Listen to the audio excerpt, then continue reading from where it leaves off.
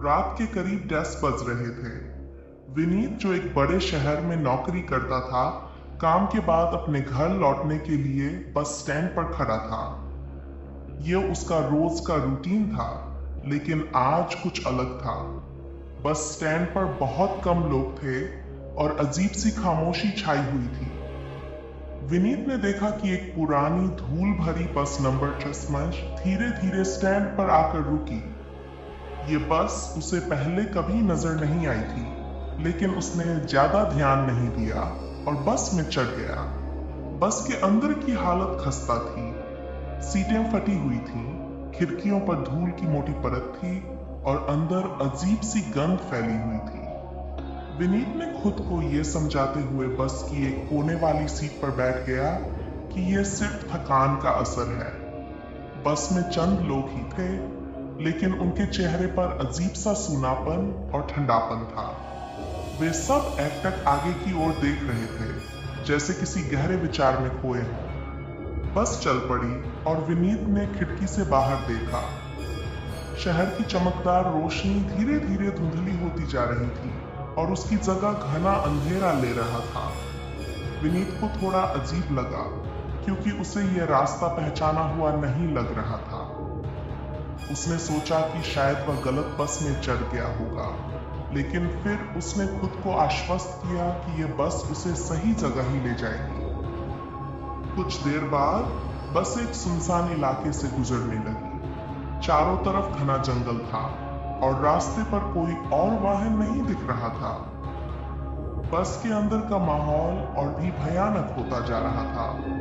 अचानक बस के अंदर की लाइट्स बंद हो गई और चारों ओर घना अंधेरा छा गया।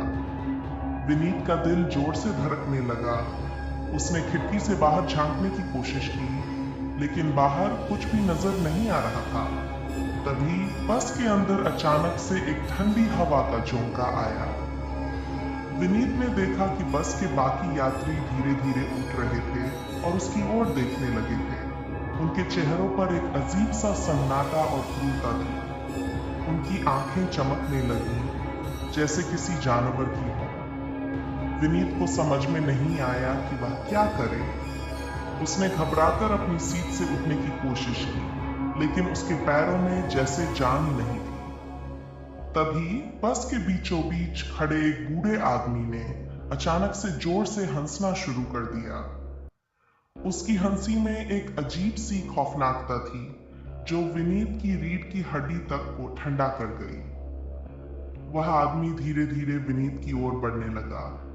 उसके हाथों की उंगलियां अस्वाभाविक रूप से लंबी थीं और उसकी आंखों में एक अजीब सी भूख थी।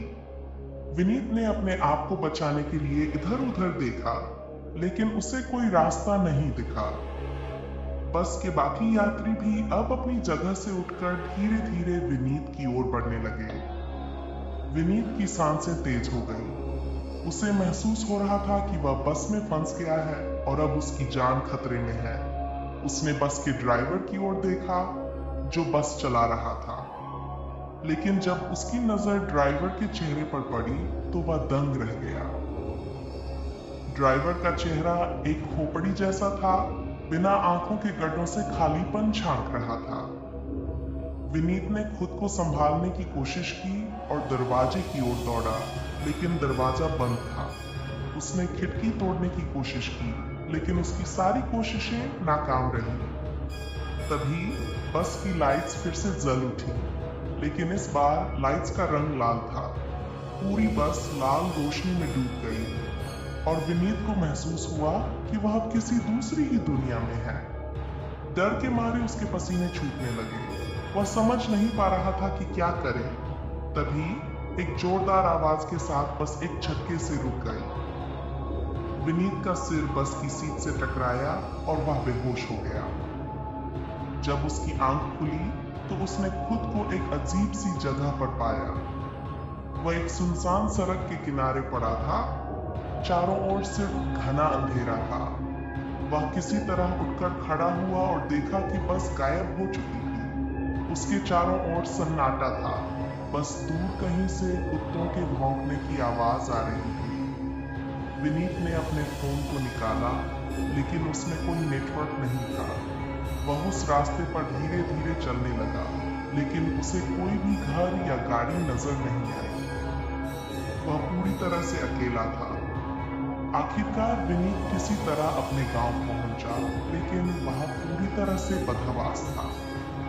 वह घटना उसके जीवन में एक भयानक सपने की तरह छा गई थी। उसे आज भी यकीन नहीं हो पा रहा था कि वह सब हकीकत था या कोई भ्रम। कुछ दिनों बाद विनीत ने उस बस के बारे में पता लगाने की कोशिश की, लेकिन उसे किसी भी रूट पर बस नंबर 365 के चलने की जानकारी नहीं मिली।